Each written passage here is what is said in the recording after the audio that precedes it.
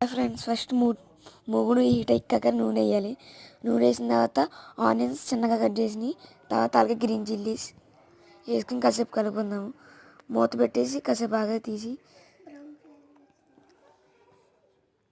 ఇప్పుడు చికెన్ వేసుకుందామండి. మనం కడుక్కున్న చికెన్ కలుపుకుందాం. ఇప్పుడు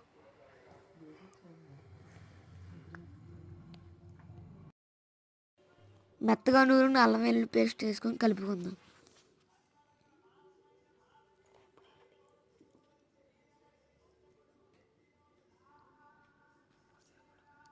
కాసేపు ఉడకనిద్దాం. కాసేపు ఆగి మళ్ళీ మూత తీసి కల్లుప్పు వేసుకుందాం. కొంచెం పసుపు వేసుకుందాం. కలుపుదాం.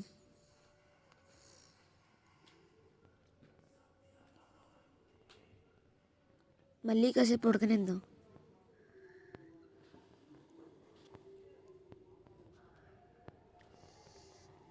ఉడికిన తర్వాత కొన్ని టమాటాలు వేసుకుందాం. టమాటాలు వేసుకొని కలుపుకుందాం. మళ్ళీ కాసేపు ఉడకనిద్దాం. కారం వేసుకుందాం, తగినంత కారం కలుపుకుందాం. ఇప్పుడు లాస్ట్లో చికెన్ మసాలా వేసుకొని కలుపుకుందాం.